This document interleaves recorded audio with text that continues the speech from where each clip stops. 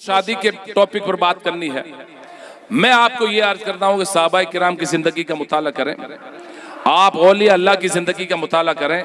सरकार गरीब नवाज को बहुत मानते हो ना, बहुत अजमेर का नाम लेते हो ना, अभी इस महीने में बहुत छठी किए हो ना, तो गरीब नवाज ने कैसे शादी फरमाई और गरीब नवाज के शहजादों ने शहजादियों की शादियां कैसे हुई है जरा दो। और मैं कहता हूं गरीब नवाज की शादी, खुद रसूल करीम की शादी कैसे हुई है। रसूल करीम की लाडली शहजादी सैयदा तैयबा ताहिरा जायदा खातून जन्नत फातिमा ज़हरा रज़ी अल्लाह तआला अन्हा की शादी कैसे हुई, सरकार ने क्या दिया। और सुनिए, सरकार की शहजादी जब शादी करने के बाद में मौला कायनात मौला अली शेर खुदा के घर तशरीफ ले गई ना, तो काम काज से, क्योंकि आटा भी खुद को पीसना है, पानी भी मस्की से भरना है, घर के काम काज भी करने हैं, तो आप थक जाती हैं। मौला कायनात शेर खुदा है, अली मुर्तजा है, दामाद पैगंबर है, फातिह खैबर घर तशरीफ लाते हैं। फातिमा कुछ सुस्त हैं। पूछा फातिमा क्या बात है, क्या मैं काम करने से मुझे थोड़ी थकावट हो जाती। मौला अली ने फरमाया, ए फातिमा अपने बाबा जान के पास जाओ, कुछ गुलाम और कुछ बांदियां आई हुई, बाबा जान से कहना कि मैं काम करने के बाद में थक जाती हूँ, मुझे एक लोंडी एक बांदी दे दो, एक काम वाली दे दो। कसम खुदा की कुर्बान जाइए, रसूल पाक की रिसालत पर, रसूल की इस करम फरमाई पर कि अल्लाह के हबीब दोनों जहां के मालिक और मुख्तार है। शहजादी को एक नहीं, मैं कहता हूं कई लोंडियां दे सकते थे, लेकिन हुजूर ने इस गरीब उम्मत का ख्याल फरमाते हुए फातिमा ज़हरा को बिठाया, कहा बेटा बैठिए, यकीनन आप आई हो, मेरे पास बहुत सारे गुलाम भी हैं, बांदियां भी हैं, मैं चाहूं तो एक नहीं कई एक भेज सकता हूं, लेकिन फातिमा अगर मैं ये इसके बजाय आपको कोई ऐसा अमल बता दूं जिससे अल्लाह भी राजी होगा, आपको नेकियां भी मिलेंगी और आपकी थकावट भी दूर हो जाएगी। फातिमा है, नबी की शहजादी है, का क्यों नहीं बाबा जान, आप मुझे वो अमल बताइए। हुजूर फरमाते हैं फातिमा 33 मरतबा सुबहान अल्लाह, 33 मरतबा अल्हम्दुलिल्लाह और 34 मरतबा अल्लाहु अकबर, ये 100 की गिनती पूरी कर लिया करो। और जब ये तस्बीह पूरी हो जाए तो एक मरतबा चौथा कर्मा, ला इलाहा इल्लल्लाह वहदहु ला शरीका ला लहुल मुल्कु व लहुल हम्दु युहयी व युमीतु व हुवा अला कुल्लि शैइन कदीर। ये शॉर्ट में बताया, इससे लंबा है, ये हर किसी को पढ़ना है। यकीन मानो उस दिन के बाद इस तस्बीह को तस्बीह फातिमा का नाम से लोग ये आज भी कहते हैं तस्बीह फातिमा पढ़ो, तस्बीह फातिमा पढ़ो आप। तो मेरे भाइयों, अर्ज करने का मकसद ये है कि एक तरफ तो हम नबी की सीरत को पढ़ते हैं, एक तरफ तो हम नबी की विलादत मनाते हैं, एक तरफ हम नबी के जान निसारू यानी गौसो ख्वाजा और रजा मखदूम के जश्न भी मनाते हैं, और एक तरफ हम अपने बच्चों की शादियों में डीजे भी लगाते हैं। हम अपने बच्चों की शादियों में भी, आप किताबें पढ़ो ना, आप अल्लाह वालों की जिंदगी तो पढ़िए, आप लोगों के करम फरमाई कैसी है। मैं कहता हूँ इमाम आजम की जिंदगी पढ़ लो, जिस इमाम के आप मुकल्लिद हो, इमाम शाफई की जिंदगी पढ़ लो, इमाम मालिक की जिंदगी पढ़ लो, इमाम अहमद बिन हंबल की जिंदगी, और वो तो बहुत बड़ी चीज है, गरीब नवाज की जिंदगी पढ़ लो, मखदूम अशरफ सिमनानी की जिंदगी पढ़ लो, ख्वाजा निजामुद्दीन औलिया महबूब इलाही की जिंदगी पढ़ लो, साबिर पिया की जिंदगी पढ़ लो, ख्वाजा कुतुबुद्दीन बख्तियार काकी की जिंदगी का मुताला कर लो आप, इमाम अहले सुन्नत आला हजरत फाजिल बरेलवी की जिंदगी का मुताला कर लो, नियाल हो जाओगे, सारी खुराफात छोड़ दोगे आप, सारी खुराफात छोड़ दोगे।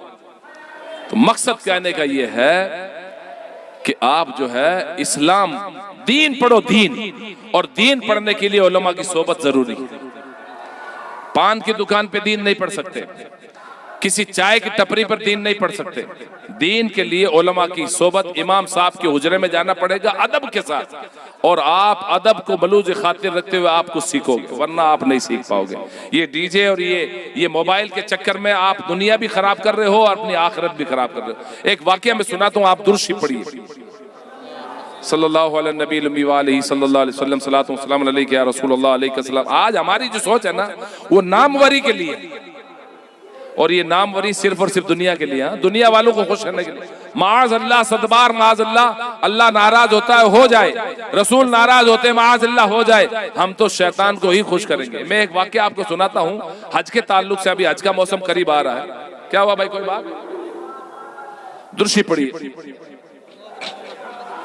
आज हम दिलों में जो है ना बुग्ज भरे हुए बैठे हैं ना, कि हम अपने भाइयों की मदद नहीं करते। अगर किसी के घर में शादी है और कोई तकलीफ है तो हम उसकी मदद नहीं कर पाते। अगर कोई मोहल्ले में शादी है, अगर किसी तरह की परेशानी है तो हमको बढ़ चढ़ के हिस्सा लेना चाहिए, हमको उसके काम आना चाहिए। किसी की मैयत इंतकाल हो गया तो बढ़ चढ़ के हिस्सा लेना चाहिए। अगर कोई मरीज मर रहा है, किसी को कैंसर हो गया, किसी को टीबी हो गई है, तो आप बढ़ चढ़ के हिस्सा लीजिए, उसका इलाज करवा दीजिए। हजरत अब्दुल्ला बिन मुबारक का एक वाक्य सुनाता हूं मैं आपको। ये कौन है? ये बहुत बड़े बुजुर्ग हैं। ये हज बैतुल्ला के लिए जाते हैं, हज करने जा रहे हैं, हज करने, और हज करने के बाद में इनका हज मुकम्मल हो गया, सारे अरकान पूरे हो गए। ये आखिरी तवाफ करके हरम काबा में सो जाते हैं। गौर से सुनना, सो जाते हैं हरम शरीफ में, काबा मुअज़्ज़मा में, अल्लाह के घर में।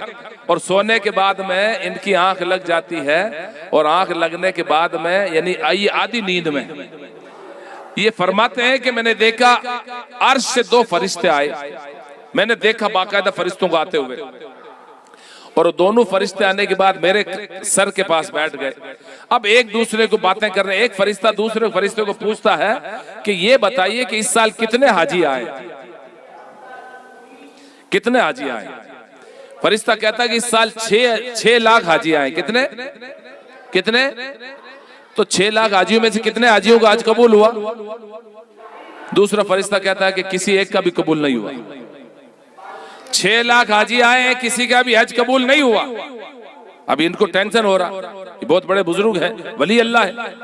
आगे सुनो, आगे सुन रहे हैं तो भाई एक दमिश्क में रहता है, एक मोची है, मोची जो चप्पल बनाता है, जूते बनाता है, उस मोची को हज करने आया नहीं। अल्लाह ने उसका हज कबूल फरमाया है, और उसके सदक़े में इन 6 लाख लोगों का भी अल्लाह ने हज को कबूल फरमा लिया।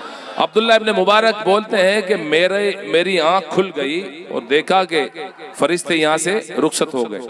मैंने ये इरादा कर लिया, ये ऐद कर लिया कि कुछ भी हो, अब जो है ना अब्दुल्ला इब्न मुबारक जैसे ही हज करके जाएगा और जाने के बाद सीधा दमिश्क जाएगा, और दमिश्क में जाके उस मोची का पता चला पूछेगा। दमिश्क में जाके अब्दुल्ला इब्न मुबारक फरमाते हैं कि मैं दमिश्क पहुंचा, दमिश्क जाने के बाद पता चला मोची के घर गया। उससे पूछा कि भाई तू ऐसा कौन सा अमल किया है, आखिर ऐसा रब की बारगाह में तेरा अमल कौन सा है जो जिसके बदले में तेरा हज कबूल हुआ, तेरे सदक़े में 6 लाख हाजियों का हज कबूल होता, जबकि तू हज करने गया भी नहीं। उसने कहा आप कौन हो, ये बात मुझसे क्यों पूछ रहे हो? कहा कि मैं अब्दुल्ला इब्न मुबारक हूँ, और मैंने ये फरिश्तों से बात सुनी तो मैं तुझसे मिलने आया। वो जब अब्दुल्ला इब्न मुबारक का नाम सुनता है तो बेहोश होकर गिर जाता है कि इतने बड़े वली अल्लाह और मुझ मोची से मिलने आए। उनको होश में लाए।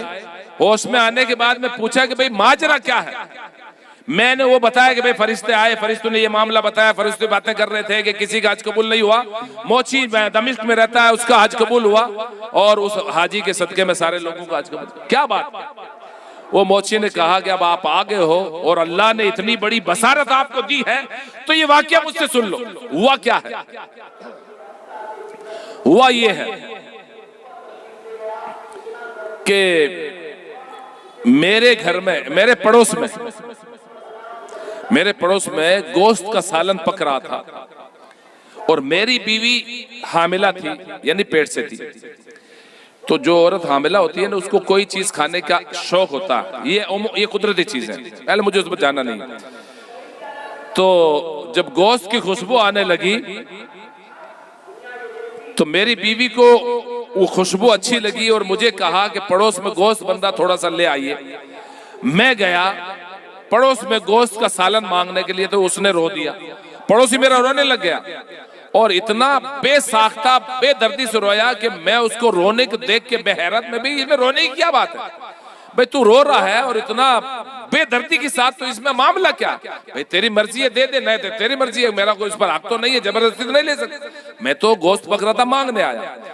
तो उसने कहा कि मैं रोना नहीं देने के लिए नहीं है, मैं रोना ये है कि जो पक रहा है ना, ये मेरे लिए तो हलाल है और आपके लिए हराम है। अब ये और अचंभे वाली बात है, ये टेंशन वाली बात है कि यार तेरे लिए हलाल और मेरे लिए हराम, ये मामला क्या?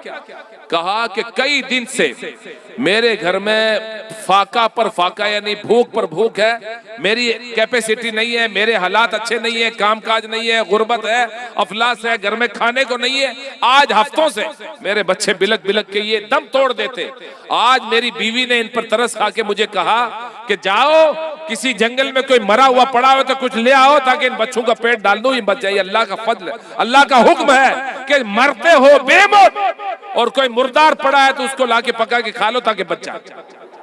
प्यास की शिद्दत से मर रहे हो, पानी नहीं मिल रहा है, शराब मिल रहा, 2 घूंट पी लो ताकि तुम्हारा हलक गीला हो जाए। ये दौर में नहीं है, इस दौर के लिए नहीं। इस दौर में तो हर जगह फरामानी, उस दौर की बात है। मैं गया जंगल में, एक गधा मरा हुआ पड़ा था, मैंने उसकी खाल हटाया और एक बोटी गोश्त को ले आया हूं। वही गोश्त पक रहा है, मेरे लिए हलाल है, जायज है, आपके लिए ये नाजायज है। वो मोची कह रहे हैं कि मेरे को जैसे मेरे कदमों तले जमीन नहीं है और मुझे काटो तो खून नहीं है, मैं तिल मिला गया। मैंने बड़ी मेहनत और बड़ी मशक्कत से 300 दिरहम जमा किए थे कि मैं हज बैतुल्लाह के लिए जाऊंगा। मैं बिल्कुल चकाचौंध हो गया और अल्लाह का खौफ मुझकर तारी हो गया और मैंने दिल में ये फैसला कर लिया कि अल्लाह का बंदा, अगर जिंदगी बाकी रही और मौके मिलेंगे मैं हज कर लूंगा, लेकिन इससे बड़ी दौलत आज तेरे पास कोई नहीं। ये नेकी है ना, ये नेकी तो कर ले। मैंने आस्तीन में से वो 300 दिरहम निकाले, मैंने आस्तीन में जमा किए थे। 300 दिरहम निकाल के और उस पड़ोसी के घर में डाल दिए कि 300 दिरहम मैंने हज के लिए जमा किए थे, मैं हज फिर कर लूंगा। ये 300 दिरहम ले और अपने बच्चों को मुर्दार मत खिला, ले इनके खाने पीने का इंतजाम। आई समझ में आपके? मैं इसलिए ये क्योंकि आज ये माहौल हमारे पास नहीं है। पता चला कुछ दिमाग में आई बात कि देखो, एक आज हम पड़ोसियों से अगर मुर्गी ने बीट कर दी हमारे ओटे पे, या पीछे वाले पड़ोसी का पानी के साथ थोड़ा सा कचरा आ गया, तो फिर हमारी आस्तीनें कैसे चढ़ती हैं? आस्तीनें चढ़ती हैं, भाई भाई में तो होता ही है, हमारी बहनों में तो, लेकिन फिर भाई लोग भी चढ़ते हैं और फिर इनके मुंह से क्या फूल खिलते हैं, ओहो, फिर कैसी गाली निकलती है। बोलो प्रोग्राम, फिर कैसे फूल खिलते हैं, कैसे। हुई थी एक मुर्गी की बीट पे या पानी में थोड़ा सा कचरा आ गया उस बात पे, लेकिन यहाँ लंबी निकल जाती है, मर्डर हो जाते हैं। गलत तो नहीं कह रहा हूं मैं, बोलिए होता है ऐसा? ये क्यों होता? ये इल्म की कमी और दिल में जगह नहीं है हमारे पास। हम बहुत बड़े कंजूस हैं, हमारे दिलों में जगह नहीं है, असल चीज ये है। तो मेरे भाइयों, हम पहले ये सीखें, पहले हम अपने दिलों को वसी बनाएं, हम पहले दिल में जगह बनाएं, हम अपनी सोच को वसी बनाएं, हम अपने दिल को बड़ा बनाएं, हम अपनी निगाह को वसी बनाएं, हम पड़ोसियों के हुकूक को समझें। हुजूर फरमाते हैं, वो शख्स कतई जन्नत में नहीं जाएगा जिसका पड़ोसी उसकी वजह से दुखी है। और आज हमारा मामला क्या है? हमारा मुंह इतना बड़ा हो जाता है। तो इसलिए जो है, आप दिल को वसी बनाओ और पड़ोसियों के हुकूक को समझो, और पड़ोसी को हकारत से मत देखो, उसको हल्की निगाह से मत देखो। बल्कि सैयदना फारूक आजम उमर बिन खत्ताब का मामला ये था, हजरत उमर फारूक आजम रज़ी अल्लाह ताला का मामला ये था कि आप जो है ना, घर में जिस दिन गोश्त पकता ना, तो अपनी अहलिया से कहते हैं कि शोरबा लंबा करना। पूछती क्या बात है? क्या शोरबा लंबा करो, पड़ोसियों घर पहले एक एक प्याला भेजो, फिर बच्चों को खिलाओ। फारूक आजम की बात करता हूं मैं। और फारूक आजम जब कोई चीज नबी की बारगाह में आती ना, तो फारूक आजम जब तकसीम फरमाते ना, तो पहले नबी को देते, नबी के सीधे हाथ वालों को देते और सब तकसीम कर देते। बच गई तो लेते, नहीं बच गए तो सबर कर लेते। और आज हम अगर सींडी बांटे, हम नियाज बांटे हैं, तो पहले हम अपने घर वालों को, पहले हम अपने मोहल्ले वालों को, पहले अपने रिश्तेदारों को, और बचाने की कोशिश करेंगे कि इनको कम कम दो, बच जाए तो अपनी है। ये ज़हनियत हमारी खराब इसलिए कि हमने इल्म नहीं पढ़ा, हमने नबी की जिंदगी नहीं पढ़ी, हमने सहाबा की जिंदगी नहीं पढ़ी। नबी की जिंदगी पढ़ो तो मेराज समझ में आएगी जी। नबी के अखलाक को पढ़ो तो मेराज समझ में आएगी जी। मेराज का सफर बहुत लंबा है, और मेराज से पहले नबी को पढ़ लो आप, ताकि खुद ही सुनो। जब सफर सरकार मेराज पर तशरीफ ले गए, तो महराज जब तशरीफ ले गए, हुजूर अल्लाह से मुलाकात करके आ गए।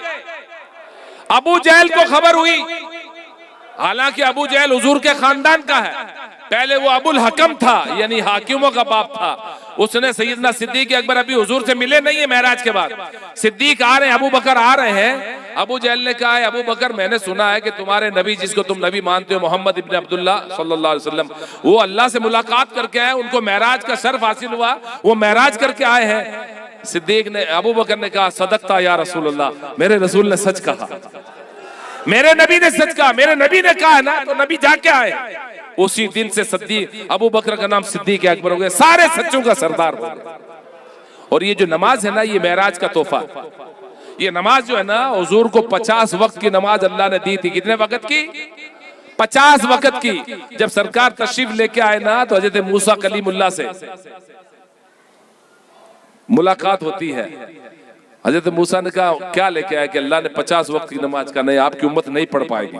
फिर सरकार गए, 5 वक्त की कम हुई, फिर गए, फिर आए, फिर गए, फिर आए, 9 मरतबा हुजूर गए और 5-5 वक्त की कम कराए, यानी 10वीं बार 5 वक्त की रही। मूसा ने कहा, आपकी उम्मत ये भी नहीं पढ़ पाएगी। हुजूर फरमाते हैं, मूसा अब मुझे हया आने लगी, अब मैं घड़ी घड़ी रब की बारगाह में जाके और 5 वक्त, लेकिन रब ने फरमाया, महबूब तुम्हारा उम्मती 5 वक्त की नमाज पढ़ेगा, लेकिन मैं रब 50 वक्त का ही सवाब उसे देने वाला हूं। आप 5 वक्त की पढ़ो, 50 का सवाब लो, लेकिन पढ़ तो लो, पढ़ तो लो, है ना। तो मेरे भाइयों, ये चीजें जो है ना, ये ध्यान में रखो। और ये शादियां जो कर रहे हो ना, यकीन मानो, तबीयत मेरी आज बाग बाग है कि मोहम्मद शौकत कल दूल्हा बनने वाले हैं, और आज इन्होंने अल्लाह उसके रसूल को राजी किया। यकीन मानो, ये शादी खाना आबादी है और इस शादी में बरकत है। बस अल्लाह नजर बस से बचाए। समझ में आए? दुर्शी पढ़ी एक नाज शरीफ के चंद बंद और मैं आपको सुना दूं।